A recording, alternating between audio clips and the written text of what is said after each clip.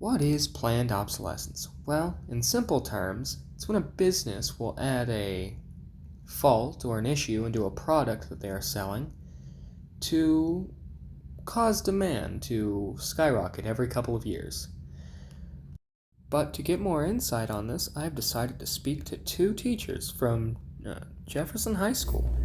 So, I was just wondering if you had any insight on the economic effects that planned obsolescence has, like if it forces inflation to increase or something like that. Any of the side effects that happen. Yes, the side effects.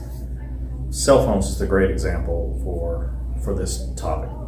Cell phone companies include software viruses and data problems so that your phone will wear out, your phone will stop working, you have to constantly do updates. The updates will eventually slow the phone down, and then you think that your phone doesn't work anymore, so you have to buy a new phone. So it creates demand for phones every couple of years. So instead of getting a good device and taking care of your device, it's going to not work someday, which forces you to buy a new phone. So in economics class, we learned that increased demand for products makes the products more expensive down the road. That's why phones, when they first came out, were a couple $100, and now $1,000 for a phone is normal.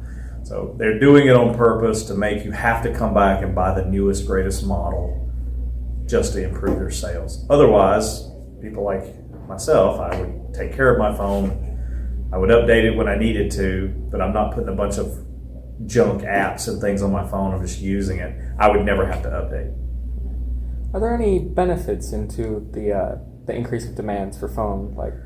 Well, if there's more demand for phones, then they're going to have to build the phones. So it creates jobs, and the business itself is paying taxes to the government. So anytime they can have a steady revenue stream coming in, that keeps people employed. If we don't need to build more phones or update our phones, then they don't need a factory to build phones in. All right, thank you. You're welcome. Good luck. In layman's terms, it means it forces demand and increases how much you have to buy and pay for. But, just to see, I wanted to know what the general populace of students in JHS thought is worth when the products you buy with them die off before they're meant to. It's awful. It sucks. I've had to buy and go through like 4 pairs of Joy-Con controllers for Nintendo Switch because they don't even last any longer. It's expensive. It doesn't last long. It's just awful. Fine. It just feels like a waste of money. It doesn't give me what I want. It's just so annoying to always having to go home and charging the phone. Just Expected. I feel like that's false advertising. I feel like it doesn't live up to the hype. I don't feel like it works the way I planned it to. If I waste my money and it breaks like 2 seconds. It seems the students at Jefferson High School really don't like when a business just takes their money and doesn't give them what they ask for. But now, I go to the teacher in charge of the Jefferson robotics team to ask for the more mechanical side of things. So, obviously I'm speaking about planned obsolescence, and I would just like to know if you have insight to the pros and cons of the manufacturing world's practice or use of it. I don't know that I have a great insight. I just know that in one regard, planned obsolescence sometimes is needed in order to get the people using your product to let go of it, because you can't keep updating and holding on to a product and have the force needed to keep the old product going when you've got new stuff coming out that is going to need manpower to keep it running, as you've got newer innovation just needing support.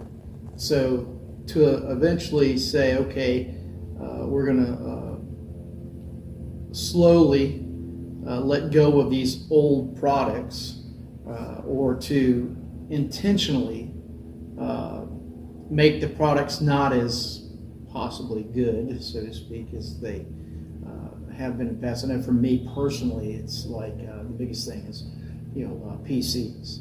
You constantly having to update to the newer version of Windows for years and years and years. But and then some people talk about your iPhone. Well, it seems like my iPhone used to run a whole lot faster, and now that I've had it 2 or 3 years, it seems the battery life's not holding on, or it's not running as fast as it used to. And so now you start thinking, well, maybe I just need to get a new iPhone. And so,